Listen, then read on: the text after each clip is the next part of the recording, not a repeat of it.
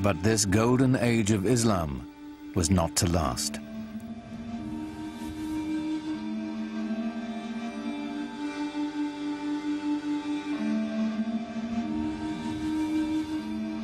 After shrugging off the Crusades and bringing the precious gift of knowledge to Europe, the great cities of the Islamic Empire would be brought to ruin by a force more terrible than anything the Europeans could muster. Their libraries destroyed, the wealth plundered, the empty cities stood mute in the aftermath of a devastation that descended upon them not from the west, but from the east. It's known as the Mongol catastrophe.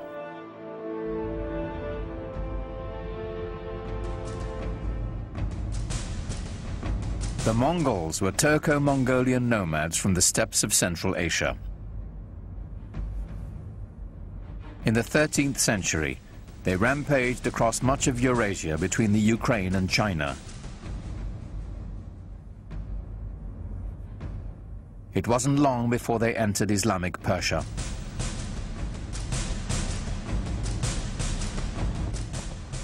To the cultured, urban Muslims, these guys were a bunch of savages. When you entered the Mongol army, you came with yourself and 3 horses, and you lived off the horses. First you drank their blood, and then when you moved far enough away, you killed them, you slaughtered them, and you ate their meat. And that's why they could go so far and survive so long. Terror was the Mongols' principal tactic. One of the local Iranian leaders foolishly decides to kill off the emissary that the Mongols have sent. And in doing that, he evokes the anger of the Mongols, who want to use him as an example. And they use this retaliatory technique often of killing off entire towns, wiping them out as examples. And so they build these fantastic towers of skulls where they pile up all the dead bodies as an example, and then all the other towns around immediately give way.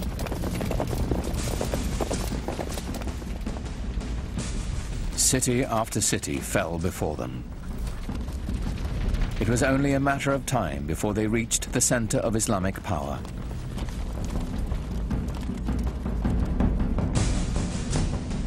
On February the 10th, 1258, the Mongols took Baghdad.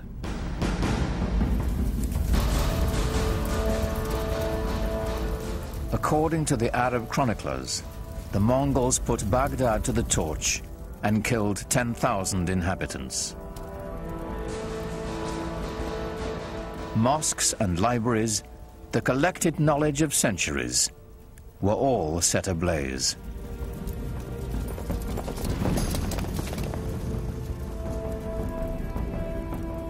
Within less than 50 years, the Mongols seized the heart of the Islamic Empire from the Arabs.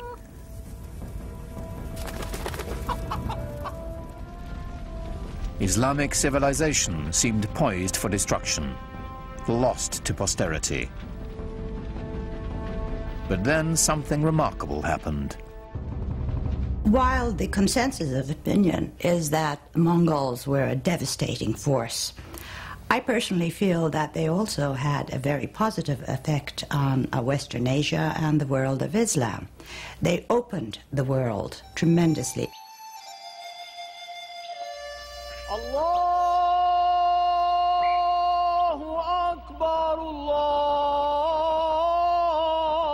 Akbar. And historically, the most significant thing about the Mongols for us would be that they became Muslims, most of them, in the end. Converted to Islam and then became, after being these tremendously destructive forces, some of the greatest patrons of the arts and letters in all of Islamic history.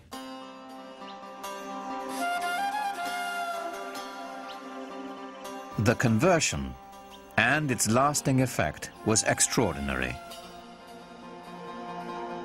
Within a decade, the Mongols had gone from building towers of human heads to building mosques glorifying God.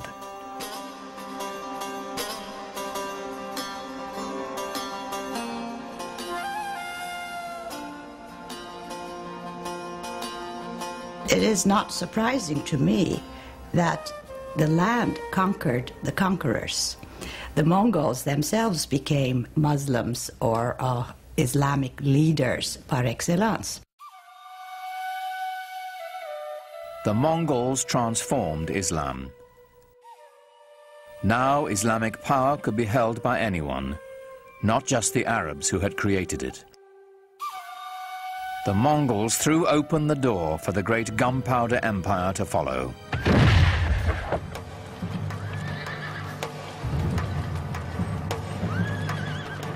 The empire of the Ottoman Turks.